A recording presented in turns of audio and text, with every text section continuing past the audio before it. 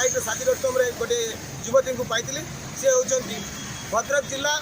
नईछड़पुर गाँ बेतड़ा वंशीधर गिरी 3 नंबर झील हेमलता गिरी। आज्ञा मो कथा कहला बेलू मत निज खराब लगुच गोटे पुओ गोटे झीर तल पार्टे जो प्राइवेट पार्टे आउ गोटे पुओ एट ए टाइम ऊपर पार्टे मैंने 2-3 जन जाक संपूर्ण उल्लग्न होगी से रूम रे बेडरूम अच्छा एमती उल्लग्न वीडियो कर आज्ञा मत ट्राप करते उल्लग्न वीडियो करके मुझे बाहन भी उल्लग्न वीडियो करके मत पठेले व्हाट्सएप प्रमाण मो पाखे अच्छे आवश्यक कले कोर्ट में दाखल करी मुझे आसिक देखला बेलू घर मेन गेट खोला अच्छे 2 जन पुओंकर 2 हल पुओ पिला जोता पड़ी मो रूम भितर आज्ञा मुझे रूम भड़ा मुझे प्रति मास ऑनलाइन भड़ा दूसरी ऑनलाइन पेमेंट करुँच रूम रे अमित कुमार जेना सहित असंजत अवस्था हेमलता गिरी गोटे मो बेडरूम शोचन हेमलता गिरी सी प्रोफाइल लिखी से डिवोर्स बोली सी भुवनेश्वर गोटे पर गोटे टका चेंज करती पैसा लुटी सारापर छाड़ी दिए यहाँ भिड़े कहते जाती कम को सही समय से अन्य पुरुष मान घर को डकैकी सहित शारीरिक संपर्क रखती थरुटे देखने अमरेश पुरी जो हेमलता गिरी हाथ काटिकी धमकाइले तुम्हें मत काटिच बोली मुझे पुलिस एफआईआर देवी मत क्या कौन कर से जनक पाखर लक्ष टका धार आनी से समय मो पाखे पैसा न था मो माँ को मोबाइल जो मोबाइल लोन हुए से लोन रु किसी लोन करी आउ जनक पाखर किसी धार आनी से लक्ष टका से अन्य लोक को कहले स्कूटी रे EMI बाउंस हो EMI बाउंस हो कहले मत करीन 90,000 86,000 दरकार 90,000 गोटे दियो 90,000 टका नहीं बालेंटाइन बोले गोटे कौन मद अच्छी से मद सी पिंती तार मत भिडियो अच्छी मद पीकी नाचे ये करेंगे डेली मद न पीले से रही पारती नहीं से भिडियो मो पाखे अच्छी प्रतिदिन मद पीबे देखो यहाँ मिछ समस्ते जानते जे पुलिस क्रिमिनाल मान सहित जो मधुचंद ये मुझे आज अनुभूति मोर देखो मिछ केस जड़े बारंबार दौ तार प्रमाण दौ तेणु मो ना तो गत 14 तारीख दिन धौली थाना IIC एफआईआर रेजिस्टर कले जोटे मिछ एफआईआर आ से जदि धौली थाना 14 तारीख राति 12टा AM रु 14 तारीख राति 11:59 PM पर्यंत CCTV जांच कर से जना पड़ो जे मिछ केस फसाइवाई IIC भूमिका कौन थी IIC मत से कहते देखो मोर प्रथम कहूँ मोर अधिकार कौन गोटे जेकोसी व्यक्ति को जब पुलिस गिरफ्त कर तार अधिकार प्रथम जानवर आवश्यक मोर अधिकार अच्छी मत गिरफ्त करने पूर्व मु मोर घर लोक सहित मोर लीगल एडवोकेट सहित वार्तालाप करी फोन में कथा पारि जन पारि मत गिरफ्त कर से सुजोग मत देना कि सही समय IIC कहते डीजी आम बहुत दिन गोटे खोजुलु तुम गोटे तोते केमती गोटे मिछ केस फसा डीजी आमको ऑर्डर देते तोते मिछ केस पूरे कोर्ट चालाण करने तार मिछ केस आउ गोटे प्रमाण कौन ना मुझे जो कहूँ मो घर लोक सहित कथा मत जेल हाजत था समय क्या वीडियो कॉल कराए ना कि सही समय आप CCTV देखिपारे जे वीडियो कॉल करके देखा धौली थाना पूर्वतन जड़े स्टाफ को जे देख तुम्हें जहाँपाई हैरान होती आज आम भितर को पूरे देचु वीडियो कॉल करके देखा से CCTV बाहरी पड़ो मिछ केस बाबद तो कही प्रथम आउ गोटे जिन कहूँ गोटे जो गोटे लोक को समाज में जहाँ भी हो आपड़ दोषी बोली कहींपारे ना तो कोर्ट ताकू दोषी बोली कह आपण कम हो कोर्ट में पहुँचवा जिते मत आणुंट मो पादरे जोता ना मो घर मत गिरफ्त करके आणुंट कि मो पादरे जोता ना यहाँ कौन मो अधिकार क्षुण्ण है नहीं मत थाना को नौकरी खाली पादरे चले चले मत हस्पिटाल को कैपिटाल हस्पिटाल खाली पादरे चले चले नौकरी बर्तमान आपको मुझे कहूँ चाहूँगी मु दीर्घ 2 वर्ष तले जो मोर पत्नीर वियोग है मो स्त्री मोर मृत्यु पर समस्ते मत द्वितीय विवाह करने बाध्य कले से राजी हेली आउ मैट्रिमोनियल साइट साथी रोडम गोटे युवती को पाई सी होती भद्रक जिला नईछड़पुर गाँ बेतड़ार जो बासदेवपुर थाना बेतड़ार वंशीधर गिरी 3 नंबर झील हेमलता गिरी सी प्रोफाइल लिखी से डिवोर्स बोली किंतु मुझे आपको आउ गोटे स्पष्ट कहते कि मुझे जानी नी से डिवोर्स बोली समय कहते मो पाखे भी बहुत किसी प्रमाण अच्छे डिवोर्स बोली सब जगह कहते कि वास्तव में डिवोर्स है ना से बालेश्वर जिलार अमरेश पुरी बोली गोटे डाक ना हूँ बाबू सहित सी आज भी बह बंधन में अच्छा किंतु सी जो हेमलता गिरी गोटे ये हनी ट्रैप्र शिकार होती गोटे जो राकेट चली भर गोटे सदस्य से हनी ट्रैप्र मास्टर माइंड होती अमित कुमार जेना जो मिथुन नामधारी व्यक्ति सी गोटे बड़गढ़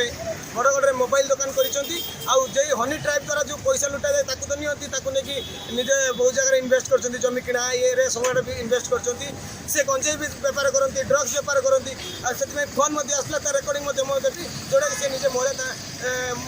ବରଗଡ଼ ଥାନାରେ ଲେଖିକି ହେମଲତାଗିରି ନିଜେ ଦେଇଛନ୍ତି। ସେ ପ୍ରୁଫ୍ ମଧ୍ୟ ମୁଁ ଆପଣଙ୍କୁ ଦେବି, ଯେଉଁଟାକି ତାଙ୍କ ଫୋନ୍ ମଧ୍ୟ ଆସିଥିଲା, ମୁଁ ସେତେବେଳେ ସେଇଟା ଲେଖିକି ଦେଇଛନ୍ତି। ଆଉ ସେଇ ମୋବାଇଲ ଦୋକାନୀ ଯେଉଁ ଅମିତ କୁମାର ଜେନା ମିଥୁନ, ଯେଉଁ ଲୋକଙ୍କୁ ହନି ଟ୍ରାପ୍ ଦ୍ୱାରା ଫସାନ୍ତି, ତାଙ୍କ ପାଖରୁ ମୋବାଇଲ ଛଡ଼େଇକି ମଧ୍ୟ ଏଠି ଚୋରାରେ ବିକ୍ରି କରନ୍ତି। ଆଜ୍ଞା ମୁଁ କହି ରଖୁଛି, 2 ବର୍ଷ ଭିତରେ ମୁଁ ଜାଣିବାକୁ ପାଇନଥିଲି, ଯେତେବେଳେ ଜାଣିବାକୁ ପାଇଲି ମୋତେ ଅତ୍ୟନ୍ତ ଦୁଃଖ ଲାଗିଲା। କିନ୍ତୁ ମୋତେ ଡିଭୋର୍ସର ୱାର୍ଡ଼ଟା ବହୁତ କଷ୍ଟ ଲାଗେ। ସେଥିପାଇଁ ମୋ ପତ୍ନୀ ମରିଯାଇଛି ବୋଲି ମୁଁ ନିଜେ ବିବାହ କରିବାକୁ ଚାହୁଁଥିଲି। କିନ୍ତୁ ଏଇ ଯେଉଁ 2 ବର୍ଷ ଭିତରେ ମୋତେ ବି କଷ୍ଟ ହେଉଛି ଜଣଙ୍କ ସହିତ ଦୂରେଇକି ରହିବା ପାଇଁ। କିନ୍ତୁ ତାଙ୍କର ବାସ୍ତବ ଛବିକୁ ମୁଁ ଆଜି ଆପଣଙ୍କ ସହିତ ଆପଣଙ୍କ ସାମ୍ନାରେ ପ୍ରମାଣ ସହ ପକାଇବି, ଯେଉଁଟାକି ତାଙ୍କ ଭିଣେଇ ମଧ୍ୟ ଜାଣିଛନ୍ତି। ତାଙ୍କ ଭିଣେଇଙ୍କର କଲ୍ ରେକର୍ଡ଼ିଂ ମୋ ସହିତ ବାର୍ତ୍ତାଳାପ ମଧ୍ୟ ମୁଁ ଆପଣଙ୍କୁ ଦେବି, ସେଥିରେ ଆପଣ ବଜେଇବେ। ଭିଣେଇ ମଧ୍ୟ ଜାଣିଛନ୍ତି ସେ ଭୁବନେଶ୍ୱରରେ ଗୋଟେ ପରେ ଗୋଟେ ଟଙ୍କା ଚେଞ୍ଜ କରନ୍ତି, ତାଙ୍କ ପାଖରୁ ପଇସା ଲୁଟି ସାରିଲା ପରେ ତାଙ୍କୁ ଛାଡ଼ି ଦିଅନ୍ତି। ଏଇଟା ତାଙ୍କ ଭିଣେଇ କହୁଛନ୍ତି। ଆଉ ଏଥିରେ ବଂଶୀଧର ଗିରି ଯେ ହେମଲତାଗିରିଙ୍କର ବାପାଙ୍କର ସହଭାଗିତା ଅଛି, ଇଏ ମଧ୍ୟ ଏ ରେକର୍ଡ଼ିଂରେ କହୁଛନ୍ତି। ସେଇଟା ବି ଶୁଣିବେ ଆପଣ। ଇଏ କ'ଣ କରନ୍ତି ଯେ ତାଙ୍କ ସ୍ୱାମୀଙ୍କୁ ପାଖରୁ କ'ଣ ପାଇଁ ପ୍ରଥମେ ଦୂରେଇଲେ ସେ ଜିନିଷ କହୁଛି। ପ୍ରଥମେ ଯେତେବେଳେ ସେ ବିବାହ କଲେ ସେତେବେଳେ ତାଙ୍କ ଶାଶୁ ଶ୍ୱଶୁରଙ୍କୁ ହଇରାଣ କଲେ, ସେଥିପାଇଁ ସ୍ୱାମୀଙ୍କୁ ନେଇକି ଆସି ଭୁବନେଶ୍ୱରରେ ରହିଲେ। ତାଙ୍କ ସ୍ୱାମୀ ନିରଞ୍ଜନ ପଟ୍ଟନାୟକ ଯେଉଁ ଅଛନ୍ତି, ଆମର ତାଙ୍କ ଭାଇ ବୁଟୁ ପଟ୍ଟନାୟକଙ୍କ ଘରେ ଇଲେକ୍ଟ୍ରିସିଆନର କାମ କରୁଛନ୍ତି। ରହୁଛନ୍ତି ଏଠି କ'ଣ ଶିଶୁପାଳ କ'ଣ ସେଟା କହନ୍ତି, ମୋ ଗାଁ ବ୍ରହ୍ମେଶ୍ୱର ପାଟନାରେ ସେ ମଧ୍ୟ ସେଠି ରହୁଛନ୍ତି କ୍ୱାର୍ଟରରେ, ବୁଟୁ ପଟ୍ଟନାୟକଙ୍କ କ୍ୱାର୍ଟରରେ ରହୁଛନ୍ତି। ଆପଣ ମଧ୍ୟ ସେଠି ଜାଣିପାରିବେ। ତାଙ୍କ ନମ୍ବର ମଧ୍ୟ ମୁଁ ଆପଣଙ୍କୁ ଦେବି, ଆପଣ ମଧ୍ୟ ଯାଞ୍ଚ କରିବେ। ତ ସେ ଯେତେବେଳେ ଆସିକି ଏଠି ରହିଥିଲେ, ତାଙ୍କୁ କ୍ୱାର୍ଟରରେ ରହିଥିଲେ, ସେହି ସମୟରେ ଯେତେବେଳେ ଅମରେଶ ପୁରୀ ବାବୁ ଯାଆନ୍ତି କାମକୁ, ସେହି ସମୟରେ ସେ ଅନ୍ୟ ପୁରୁଷମାନଙ୍କୁ ଘରକୁ ଡକେଇକି ତାଙ୍କ ସହିତ ଶାରୀରିକ ସମ୍ପର୍କ ରଖନ୍ତି। ଥରୁଟିଏ ଦେଖିନେଲେ ଅମରେଶ ପୁରୀ ତାଙ୍କୁ ମଧ୍ୟ ତାଙ୍କ ଏଇ ଯେଉଁ ହେମଲତାଗିରି ହାତ କାଟିକି ଧମକାଇଲେ ଯେ ତମେ ମୋତେ କାଟିଛ ବୋଲି ମୁଁ ଯାଇକି ପୁଲିସରେ ଏଫଆଇଆର ଦେବି, ମୋତେ କାହାକୁ କ'ଣ କରିବି। ଏ ବାବଦରେ ବହୁତ ଥର ହେଲା ପରେ ମଧ୍ୟ ବରଗଡ଼ ଥାନାରେ ଯାଇକି ଲିଖିତ ଅଭିଯୋଗ କରିଥିଲେ କିଏ, ହେମଲତାଗିରି। ତାପରେ ବରଗଡ଼ ଥାନାରେ ତାଙ୍କୁ ଡକେଇକି କହିଲେ ଝିଅ ମାନେ ସେ ସବୁକିଛି କରିପାରିବ କହିକି ସେଠି କମ୍ପ୍ରମାଇଜ୍ କରାଇଥିଲେ। ତାପରେ ଆହୁରି ବହୁତ ଲୋକଙ୍କ ନାଁ ଅଛି, ଯେଉଁଟାକି ଏଫଆଇଆର ଅଛି, ଆପଣ ମଧ୍ୟ ଦେଖିବେ। ମାନେ ମୋତେ ପ୍ରଥମେ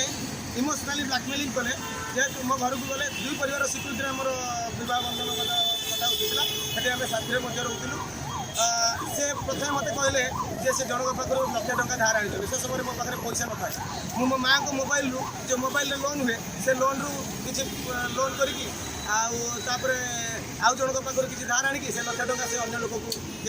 ଦେଇଥିଲି, ଅନଲାଇନ୍ରେ ଦେଇଥିଲି, ତାହା ମଧ୍ୟ ପ୍ରମାଣ ଅଛି। ତାପରେ ଥରେ ତାଙ୍କର କହିଲେ ଯେ ସ୍କୁଟିରେ EMI ବାଉନ୍ସ ହେଉଛି, ସେଥିପାଇଁ EMI ବାଉନ୍ସ ହେଉଛି ବୋଲି କହିଲେ ମୋତେ ଏତେ ଦିନ 90,000 ଟଙ୍କା 86,000 ଟଙ୍କା ଦରକାର, 90,000 ଟଙ୍କା ଗୋଟେ ଦିଅ, 90,000 ଟଙ୍କା ନେଇଥିଲି। ତାପରେ କିଛି ଦିନ ପରେ ତାଙ୍କ ବାପା ମୋତେ କହିଲେ, ତାଙ୍କର ଯାଇଥିଲି, ଏ ପୁଅ ମୋର ତ କେହି ପୁଅ ନାହାନ୍ତି, ତୁମେ ତ ସବୁକିଛି ମୋର, ଆଉ ତୁମେ ମୋର ଗୋଟେ ଘର ମନ୍ଦିର ପ୍ରତିଷ୍ଠା ହେବ, ଟଙ୍କା 2 ଲକ୍ଷ ସାହାଯ୍ୟ କରିବ ନା, ଆମେ ତ ଗୋଟେ ପରିବାର। ମୁଁ ବି ବିଶ୍ୱାସ କରିକି ତାଙ୍କୁ ଦେଇଦେଲି। ସମସ୍ତଙ୍କର ଧାର ଉଧାର କରିକି ଭାଇ ମୋ ବାପା ମାଆଙ୍କ ପାଖରୁ ପଇସା ଆଣିକି, ମୋ ବାପା ଜଣେ ବିଜନେସମ୍ୟାନ୍, ସେ ଜାଣିଛି ମୋ ବାପାଙ୍କର ଖ୍ୟାତି, ସେଥିପାଇଁ ସେଟା ମୋତେ ଟ୍ରାପ୍ କରିବାରେ ଲାଗିଲା। ସେଠୁ ଆଣିକି ତାଙ୍କୁ 2 ଲକ୍ଷ ଟଙ୍କା ଦେଲି। ତାପରେ କହିଲେ ନାତିର ଗୋଟେ ବ୍ରତ ଘର ହେବ, 3 ଲକ୍ଷ ଟଙ୍କା ଦେଲି। ଏମିତିଆ କି ତାପରେ ମୋତେ ଇମୋସନାଲି ବ୍ଲାକମେଲିଂ କରିବ ଯେ ତୁମ ବାପାଙ୍କ ଘରୁ ପଇସା ଆଣିନ କିଛି, ଆମେ ଏଠିକି ଯିବା ବୁଲିବା ପାଇଁ। ବୁଲାବୁଲି କରିବାରେ ଯେତିକି ପଇସା ଖର୍ଚ୍ଚ ହେଇଛି। ଆଉ ଗୋଟେ କଥା କହିଦେଉଛି, କ'ଣ ସେ ମଦ ନା ବାଲେଣ୍ଟାଇନ୍ ବୋଲି ଗୋଟେ କ'ଣ ମଦ ଅଛି, ସେଇ ମଦ ସେ ପିଅନ୍ତି। ତାର ମଧ୍ୟ ଭିଡ଼ିଓ ଅଛି, ମଦ ପିଇକି ନାଚିବେ, ଇଏ କରିବେ। ଡେଲି ମଦ ନ ପିଇଲେ ସେ ରହିପାରନ୍ତି ନାହିଁ। ସେ ଭିଡ଼ିଓ ମଧ୍ୟ ମୋ ପାଖରେ ଅଛି। ପ୍ରତିଦିନ ମଦ ପିଇବେ, ଆଉ ଟୋକାଙ୍କ ସହିତ ମୁଁ ବାହାରୁ ଆସିବି, ଟୋକାଙ୍କ ସହିତ କଥା କହିବେ, ଏମିତିକି ଉଲ୍ଲଗ୍ନ ଭିଡ଼ିଓ କରି। ଆଜ୍ଞା ମୋତେ ଟ୍ରାପ୍ କରିଥିଲେ ଉଲ୍ଲଗ୍ନ ଭିଡ଼ିଓ କରିକି। ମୁଁ ଯଦି ବାହାନ ହେବି, ଉଲ୍ଲଗ୍ନ ଭିଡ଼ିଓ କରିକି ମୋତେ ପଠାଇଲେ ହ୍ୱାଟ୍ସଆପ୍ରେ, ସେ ପ୍ରମାଣ ମଧ୍ୟ ମୋ ପାଖରେ ଅଛି। ଆବଶ୍ୟକ ପଡ଼ିଲେ ମୁଁ କୋର୍ଟରେ ଦାଖଲ କରିବି, ହ୍ୱାଟ୍ସଆପ୍ରେ ଆସିଛି ବୋଲି ସେ ପ୍ରମାଣ ମଧ୍ୟ ମୋ ପାଖରେ ଅଛି। ତାପରେ ହାତ କାଟି କହିଲେ ତୁମେ ମୋତେ ବାହାନ ହେଲେ ମୁଁ ସୁଇସାଇଡ଼୍ କରିଦେବି। ତାପରେ ଯେତେବେଳେ ମୁଁ ଦେଖିଲି ହଁ ଏତେ ଝିଅଟା କହୁଛି, ତାହେଲେ ସେ ମୋତେ ନିଶ୍ଚିତ ଭଲ ପାଉଥିବ। ତାପରେ ଏତେ ମୋତେ ନିଜର କରିବା ପାଇଁ ଚେଷ୍ଟା କଲେ। ତାପରେ ପଇସା ଶୋଷିବା ଆରମ୍ଭ କଲେ। ଏମିତିକି 35ରୁ 40 ଲକ୍ଷ ଟଙ୍କା ମୋ ପାଖରୁ ଶୋଷିକି ନେଇକି ସେ ସେଥିରେ ସୁନା ଗହଣା କିଣିବା, ଆଉ ତାପରେ ତାଙ୍କ ଭଉଣୀମାନଙ୍କ ପାଇଁ ସୌକିନିଆ ଶାଢ଼ୀ, ଭେଣ୍ଟି ବ୍ୟାଗ୍, ଯେଉଁ ବ୍ୟାଗ୍ର ଦାମ୍ 7,000 8,000 ଟଙ୍କା, ସେ ବ୍ୟାଗ୍ କିଣିକି ପଠାଇବା। ଘଣ୍ଟା କିଣିକି ପଠାଇବା, 12,000 13,000 ଟଙ୍କା ଘଣ୍ଟା। ମୋବାଇଲ ଉପରେ ମୋବାଇଲ, କଣ୍ଟିନ୍ୟୁଅସଲି ମୋବାଇଲ କିଣିବା, ଏସବୁ କରିକି 35ରୁ 40,000 ଟଙ୍କା ଆମର ଖର୍ଚ୍ଚ କରାଇଛନ୍ତି। ଆଉ ତାପରେ 35ରୁ 40 ଲକ୍ଷ ଟଙ୍କା, ଯେଉଁ ପଇସାଟା କି ମୁଁ ମୋ ବାପା ମାଆଙ୍କ ପାଖରୁ, କିଛି ସାଙ୍ଗସାଥି ପାଖରୁ ଧାର ଉଧାର ଆଣିକି କରିଛି, ସେଇଟା ସମ୍ପୂର୍ଣ୍ଣ ପ୍ରମାଣ ମଧ୍ୟ ମୋ ପାଖରେ ଅଛି। ତାପରେ ଯେତେବେଳେ ମୁଁ କହୁଛି ଆପଣଙ୍କୁ ରିସେଣ୍ଟର କଥା କହୁଛି, ଗତ ମାର୍ଚ୍ଚ 6 ତାରିଖ ଦିନ ଯେତେବେଳେ ବାଲେଶ୍ୱରରୁ ଭୁବନେଶ୍ୱର ଆସିଛି ତାଙ୍କୁ କିଛି ଜଣେଇଲି ସରପ୍ରାଇଜ୍ ଦେବା ପାଇଁ ଆସିଥିଲି ସଡନ୍ ପହଞ୍ଚିବି ରାତିରେ ମୁଁ ଯେତେବେଳେ ପହଞ୍ଚିଲି 13 ତାରିଖ ଦିନ ରାତିରେ ମାର୍ଚ୍ଚ 13 ତାରିଖ ଦିନ ରାତିରେ ମାର୍ଚ୍ଚ 6 ତାରିଖ ଦିନ ରାତିରେ ସେତେବେଳେ ଦେଖିଲା ବେଳକୁ ମୋ ରୁମ୍ ଭିତରେ ଆଜ୍ଞା ମୁଁ ସେଇ ରୁମ୍ ଭଡ଼ା ମୁଁ ନେଇଛି ମୁଁ ପ୍ରତି ମାସ ଅନଲାଇନ୍ରେ ଭଡ଼ା ମଧ୍ୟ ଦେଉଛି ଅନଲାଇନ୍ ପେମେଣ୍ଟ କରୁଛି ସେଇ ରୁମ୍ରେ ଅମିତ କୁମାର ଜେନାଙ୍କ ସହିତ ଅସଂଯତ ଅବସ୍ଥାରେ ହେମଲତା ଗିରି ଗୋଟିଏ ମୋ ବେଡରୁମ୍ରେ ଶୋଇଛନ୍ତି ମୁଁ ଯେତେବେଳେ ଦେଖିନେଲି ମୋତେ ନିଜକୁ ଭଲ ଆଜ୍ଞା ମୁଁ ଗୋଟେ ସମାଜସେବୀ ମୁଁ ଯେତେବେଳେ ଏଇ ଜିନିଷ ଦେଖିଲି ଲୋକ ଜାଣିଲେ ମୋର ମୁହଁକୁ ମାରିଲେ ମୁହଁକୁ ପଡ଼େ ଯେମିତିକା ସେମିତି ଅବସ୍ଥା ମୋର ନିଜର ସମ୍ମାନକୁ ଲକ୍ଷ୍ୟ କରିକି ମୁଁ ସେଠୁ ଖସି ଯାଇକି ମୁଁ ଯଦି ପଳେଇ ଯାଇକି ମୁଁ ଯାଇକି କ୍ୟାପିଟାଲ ହସ୍ପିଟାଲରେ ଶୋଇଛି ରାତି ସାରା ସେଦିନ ରାତି 11ଟା ପାଖରୁ ତା ପରଦିନ 7 ତାରିଖ ସକାଳ 7ଟା ପର୍ଯ୍ୟନ୍ତ ଆପଣମାନେ ଚାହିଁଲେ ସିସିଟିଭି ଫୁଟେଜରେ ଦେଖିପାରିବେ ମୁଁ ରାତିରେ ସାରା ସେଇଠି କ୍ୟାପିଟାଲ ହସ୍ପିଟାଲରେ ଶୋଇଛି ତା ପରଦିନ ଆସିକି ଯେତେବେଳେ 7 ତାରିଖ ଦିନ ମିଥୁନକୁ ପଚାରିଲି ମାନେ ଯେଉଁ ଅମିତ କୁମାର ଜେନାକୁ ସେ କହୁଛି ତୁ ଯଦି ଏକଥା କାହାକୁ କହିବୁ ଯଦି ଜୀବନରୁ ମାରିଦେବ ତ ଲାଷ୍ଟ କେହି ପାଇବି ଏ କଥା କହିଲା ଯେତେବେଳେ ମୁଁ ବି ଟିକେ ଡରିଗଲି ତାପରେ ଭାବିଲି ପୁଣି କହିବି 8 ତାରିଖ ଦିନ ଯେତେବେଳେ କହିଲି କାହାକୁ ହେମଲତା ଗିରିଙ୍କୁ 8 ତାରିଖ ଦିନ ହେମଲତା ଗିରି ମୋତେ କହୁଛନ୍ତି ତୁ ଜାଣିଛୁ ନା ମୁଁ କିଏ ଆଉ ମୋତେ ମାନେ ଫୋନ୍ରେ କଥା କହିଲେ ତାପରେ ଟଙ୍କାକୁ ଡକେଇକି ସେ ଟଙ୍କାଙ୍କ ହାତରେ ତେଲ କଟୁରୀ ବନ୍ଧୁକ ଛୁରୀ ସବୁ କିଛି ଧରିକି ଆସିଥିଲେ ମୋତେ ଖୋଜିଲେ ଚାରିଆଡ଼େ ମୋତେ ଫୋନ୍ ମଧ୍ୟ କରିଥିଲେ ଯଦି ଆଇନ ଠିକ୍ ବାଟରେ ଯିବ ତାହେଲେ ନିଶ୍ଚୟ ଦୋଷୀ ଦଣ୍ଡ ପାଇବେ କାରଣ ଫୋନ୍ରେ କଥା ହେଲା ଆପଣ ଚାହିଁଲେ ଫୋନ୍ର ରେକର୍ଡ଼ିଂ ମଧ୍ୟ ପୋଲିସ କାଢ଼ିପାରିବ ପୋଲିସ କିନ୍ତୁ କାହିଁକି ସପୋର୍ଟ କରୁଛି ପୋଲିସ ବାବଦରେ କହିବେ ଆଉ ଟିକେ ପରେ ବର୍ତ୍ତମାନ ତାପରେ ମୁଁ ସେତେ ଲୁଚି ବି ଗଲି ମୁଁ ଲୁଚିଗଲା ପରେ ତାପରେ ମୋତେ ସେମାନେ ବହୁତ ଜାଗା ଖୋଜିଛନ୍ତି ପାଇନାହାନ୍ତି ମୁଁ ଲୁଚି ଯାଇଛି ଚାରି ରାସ୍ତା ସାରା ବୁଲୁଛି ତାପରେ ଦିନ ଯାଇକି ସେ ଦେଲେ କ'ଣ ନା ତାପରେ ମୋ ପୁଅକୁ ମୋତେ ଫୋନ୍ କରିକି କହିଛନ୍ତି ତ ବାପା ଆସିଲାନି 10ରୁ 15ଟା ଟଙ୍କା ଆସିଥିଲେ ତ କ'ଣ କରିଥାନ୍ତେ ଦେଖିଥାନ୍ତୁ ସେ ରେକର୍ଡ଼ିଂ ମଧ୍ୟ ମୁଁ ଆପଣଙ୍କୁ ଦେବି ତାପର ଦିନ ଯାଇକି ସେ ଯେତେବେଳେ ଏଫଆଇଆର୍ ଦେଇଛନ୍ତି କ'ଣ ଏଫଆଇଆର୍ ଦେଇଛନ୍ତି ମହିଳା ଥାନାରେ କ'ଣ ନା ମୁଁ ତାଙ୍କ ସହିତ ଝଗଡ଼ା କଲି ବୋଲି ମୁଁ ଯେତେବେଳେ ତାଙ୍କ ଘର ଲୋକଙ୍କୁ ପଚାରିଲି ଜଣେଇଲି ମୁଁ କହିଲି ଦେଖନ୍ତୁ ଏଇଭଳିଆ ସେଭଳିଆ କହୁଛନ୍ତି ତାଙ୍କ ଭିଣେଇଙ୍କ ରେକର୍ଡ଼ିଂ ମଧ୍ୟ ଅଛି ଭିଣେଇ କହିଲେ ସେ ଝିଅଟି ଭାରି ବଜାଜ ଝିଅ ସେ ତାର ଚରିତ୍ର ଭାରି ଖରାପ ଟଙ୍କାଙ୍କୁ ଏମିତି ଇଏ କରେ ପ୍ରଲୋଭନ କରେ କି ଇଏ କରେ ବ୍ଲାକମେଲିଂ କରେ ପଇସା ସୁସାରିଲା ପରେ ସେ ଛାଡ଼େ ଏସବୁ କଥାର ରେକର୍ଡ଼ିଂ ମଧ୍ୟ ମୁଁ ଆପଣଙ୍କୁ ଦେଉଛି ଆପଣ ସେଇଟା ବଜେଇବେ ମଧ୍ୟ ନିଶ୍ଚିତ ତାପରେ ସିଏ କ'ଣ ହେଲା ନା ଦହଳିଦାନ ହେଲା ପରେ ପୁଣି ଆସିକି କ'ଣ କଲେ ନା 13 ତାରିଖ ଦିନ ଯେହେତୁ ମୁଁ ତାଙ୍କ ଘର ଲୋକଙ୍କୁ ସମସ୍ତଙ୍କୁ ପଠାଇଦେଲି ଏଇ କଥା ଜଣାଇଦେଲି ସେ ତାପରେ ରାଗିକି ମୋତେ କହିଲେ ଗୋଟେ ପ୍ଲାନ୍ରେ ଫସିବା ପାଇଁ ଚାହିଁଲେ 13 ତାରିଖ ଦିନ ରାତିରେ ମୋତେ କହୁଛନ୍ତି ଯେ ଠିକ୍ ଅଛି ସବୁ ଯାହା ହେଲା ମୁଁ ଟିକେ ତାଙ୍କୁ କ୍ଷମା କରିଦିଏ ତାର କାରଣ ହେଉଛି ମୁଁ ତାଙ୍କୁ ହୃଦୟରୁ ଭଲ ପାଏ ତାପରେ 13 ତାରିଖ ଦିନ ମୋତେ କହିଲେ ଠିକ୍ ଅଛି ତୁମେ ଆସ ଆମେ ସୁନାର ସଂସାର କରିବା ମୁଁ କହିଲେ ହଉ ଠିକ୍ ଅଛି ମୁଁ ଟିକେ ବାହାରେ ଅଛି ମୁଁ କାଲିକି ଯିବି ଆଉ କିନ୍ତୁ ସେଇ କଥା କହିକି ସେତେବେଳେ ମୋ ଗାଡ଼ି ନଥାଏ ଗାଡ଼ି ଗ୍ୟାରେଜରେ ଥାଏ ମୁଁ କ'ଣ କଲି ନା ସେଇ ସମୟରେ ମୋତେ ଜଣେ ଯେଉଁ ଆମ ସିମେଣ୍ଟ ବାକିରେ ନେଇଥିଲେ ଆମ ଘରେ ହେଉଛି ସିମେଣ୍ଟ ଗୋଦାମ ଅଛି ସିମେଣ୍ଟ ସାର ଇଏରେ ଗୋଦାମ ଅଛି ସିମେଣ୍ଟ ନେଇଥିଲେ ଜଣେ ଦୀପୁ ବାବୁ ବୋଲି ଦୀପୁ ବାବୁ ମୋତେ ମୁଁ ତା ପରଦିନ ମୋତେ ବାଲେଶ୍ୱର ଯିବାର ଥିଲା ଯେହେତୁ ମୋ ପୁଅର ଜନ୍ମଦିନ ଥିଲା ମୁଁ ସେଥିପାଇଁ କହିଲି ଦୀପୁ ବାବୁ ମୋର ପଇସା ବହୁତ ଦରକାର ଅଛି ମାର୍ଚ୍ଚ ମାସ ତେଣୁ ମୋତେ ପଇସା ଆପଣ ବାକି ପଇସା ଦିଅନ୍ତୁ 2,40,000 ଟଙ୍କା ଦୀପୁ ବାବୁ ମୋତେ ଦେଇଛନ୍ତି ପୁରୀ କେନାଲ ବସ୍ ଷ୍ଟପ୍ ପାଖରେ ସେ ପଇସାକୁ ନେଇକି ମୁଁ କହିଲି ତାହେଲେ ରାତିରେ କାହିଁକି ଅସୁବିଧା ହେବ ମୁଁ ରୁମ୍କୁ ପଳେଇବି ଇଏ ତ ମୋତେ ଫୋନ୍ କରିକି ଡାକିଦେଲେ ନା ଭଲ ହେଇଗଲାଣି ପଳେଇବି ଆଉ ସେ ରୁମ୍ରେ ମଧ୍ୟ ମୋର ସବୁ କିଛି ଜିନିଷପତ୍ର ଅଛି ଜିନିଷପତ୍ର ସୁନା ଗହଣା କାଗଜପତ୍ର ସବୁ କିଛି ସେ ରୁମ୍ରେ ଅଛି ଆମେ 2 ବର୍ଷ ହେଲା ସାଙ୍ଗରେ ରହୁଛୁ ଯେହେତୁ ସବୁ ଜିନିଷ ତ ମୋର ସେଇଠି ରହିବ ନା ତାପରେ ଯେତେବେଳେ ମୁଁ ସେ ରୁମ୍ରୁ ମୁଁ ତାପରେ କେମିତି ଆସିବି ନା ଓଲାରେ ଦେଖିଲି ଉବେରରେ ଦେଖିଲି ଉବେରରେ ଦେଖି ସାରିଲା ପରେ ଗୋଟେ ଗାଡ଼ି ଆସିଲା ସେ ଗାଡ଼ିରେ ମୁଁ ପୁରୀ କେନାଲ ବସ୍ ଷ୍ଟପ୍ ପାଖରୁ ଆସିଛି ଶିଶୁପାଳଗଡ଼ ସ୍ଥିତ ଅଜିତ କୁମାର ସାହୁଙ୍କ ଘରକୁ ଯେଉଁଠି ଆମେ ଭଡ଼ା ରହୁଛୁ ସେଠି ଓଡ଼ିଆଣୀ ହୋଟେଲ ପାଖରେ ସେ ମୋତେ ଛାଡ଼ିଦେଲେ ଗାଡ଼ି ଛାଡ଼ିଦେଲା ପରେ ମୁଁ ଚାଲି ଆସିଲି ମୁଁ ଆସିକି ଦେଖିଲା ବେଳକୁ ଘର ମେନ୍ ଗେଟ୍ ଖୋଲା ଅଛି 2 ଜଣ ପୁଅଙ୍କର 2 ହଳ ପୁଅ ପିଲାଙ୍କ ଜୋତା ପଡ଼ିଛି ମୁଁ ଯେତେବେଳେ ଦେଖିଲି ଝରକା ପାଖରେ ମୋତେ ଟିକେ ଆବାଜ ହେଉଥିଲା କିଛି ମୁଁ ଝରକା ପାଖରେ ଦେଖିଲା ବେଳକୁ ଆଜ୍ଞା ମୋ କଥା କହିଲା ବେଳକୁ ମୋତେ ନିଜକୁ ଖରାପ ଲାଗୁଛି ଗୋଟେ ପୁଅ ଗୋଟେ ଝିଅର ତଳ ପାର୍ଟରେ ଯେଉଁ ପ୍ରାଇଭେଟ୍ ପାର୍ଟରେ ଆଉ ଗୋଟେ ପୁଅ ଏଟ୍ ଏ ଟାଇମ୍ରେ ଉପର ପାର୍ଟରେ ମାନେ 2-3 ଜଣ ଯାକ ସମ୍ପୂର୍ଣ୍ଣ ଉଲ୍ଲଗ୍ନ ହେଇକି ସେ ରୁମ୍ରେ ମୋ ବେଡ଼ରୁମ୍ ଉପରେ ଅଛନ୍ତି ମୁଁ ଯେତେବେଳେ ଦେଖିଲି ମୋତେ ଯେହେତୁ କାଶ ହେଲା ମୁଁ ଟିକେ କାଶିଦେଲି ସେ ଆବାଜ ଜାଣିପାରିଲେ ସ୍ଥାନୀୟ ମାନରେ ମୋତେ କହିଲେ ତୁମେ କାହାକୁ କିଛି କୁହନି ଟିକେ ରୁହ ମୋ ଧନଟା ପୁରା ମୋ ଗେଲୁଟା ପୁରା ଟିକେ ରୁହ ତୁମେ କାହାକୁ କିଛି କୁହନି ସମସ୍ତେ ଜାଣେ ମୁଁ ତୁମକୁ କ୍ଷମା ମାଗୁଛି ଇଏ କରୁଛି କିଛି ହେଉନି କହିଲେ ଦେଇକି ତାପରେ କହିଲେ ହଉ ମୁଁ ଯାଉଛି ଦେଖି ସେଇ ସମୟରେ ମୋତେ ଫୋନ୍ କଲେ ଫୋନ୍ରେ କଥା ହେଲି ମୁଁ ଗେଟ୍ ବାହାରେ ଛିଡ଼ା ହେଇଛି କବାଟ ବାହାରେ ଛିଡ଼ା ହେଇଛି ଆପଣ ଚାହିଁଲେ ସିଡିଆର୍ ମଧ୍ୟ ପାରିବ ଫୋନ୍ରେ ସେ ମୋ ସହିତ କଥା ହେଉଛନ୍ତି ଅନ୍ୟ କ୍ଷେତ୍ରରେ ସେ ଆଉ ଗୋଟେ ମୋବାଇଲରେ PCRକୁ ଫୋନ୍ କରିଦେଇଛନ୍ତି जे मत फसैया मुझे जानती से मत फसैया चाहते मुझे मत एत खराब लगता है मुझे कल रेकर्डिंग शुणे मुझे कहूँ धन मत बहुत खराब लगे मुझे पलि जाऊँगी मुझे रही मत सुइसाइड करने इच्छा एत सब जिन कला मत भारी खराब लगे ये सब जिन देखला बेलू एक मुझे मुझे कहूँ कि से समय से कौन कले ना 15-20 मिनट 20-25 मिनट पाखापाखि हो कैसे मोर एक्चुअली मन नहीं कि 20 मिनट रू अधिक समय मत फोन में कथा मत कहते रुह धन मुझे चाबिकाठी पाऊनी रुह धन मुझे खोलुची ये रोल कले मुझे कबाट खोलिले तापर कबाट खोलिले 20-25 मिनट पर कबाट खोलिक मत भर डाकिने भर गला बेलू बाथरूम पाखे जस्ट पहुँची बाथरूम पाखे पहुँचला बेलू से 2 जन युवक मत संघबद्ध भाव आक्रमण कले आक्रमण मैंने केमती मत प्रबल बाड़े से बाड़ेवा समय से गोटे लुहार ये जो एत मुटार तार चौड़ा बेंट अच्छी प्लास्टिक से नालिया कलर बेंट अच्छी से मत आक्रमण माने मारिया ट्राए करते मारिया ट्राए करते से समय हेमलता गिरी बाथरूम भर को पशि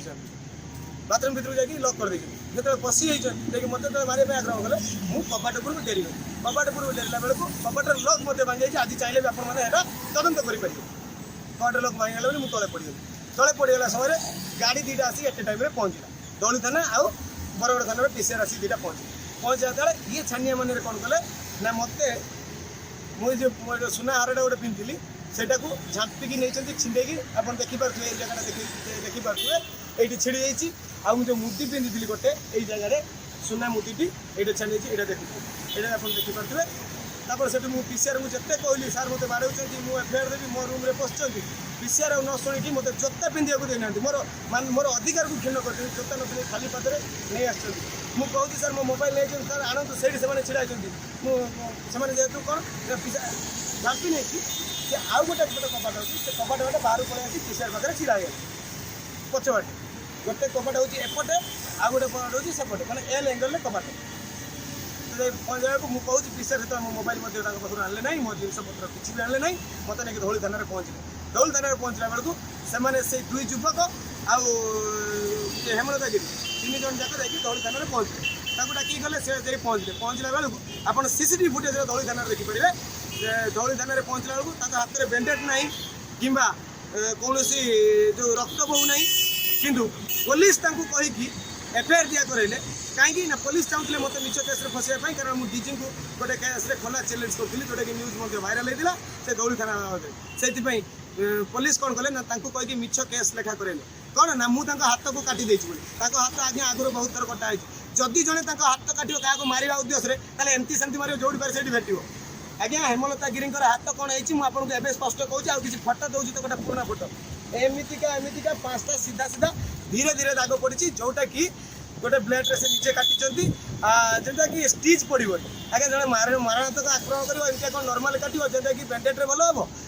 ऑइंटमेंट भल हम से भाई भी पुलिस द्वारा मो उपर लगे कौन एफआईआर ना 69 जोटा कि मुझे बहुत प्रतिश्रुति देकी शारीरिक संपर्क धक्का दूसरी आगे मुझे कौटी धक्का देली आगे मुझे तो बाहर राजी अच्छी मुझे धक्का देली मो ना 69 लगे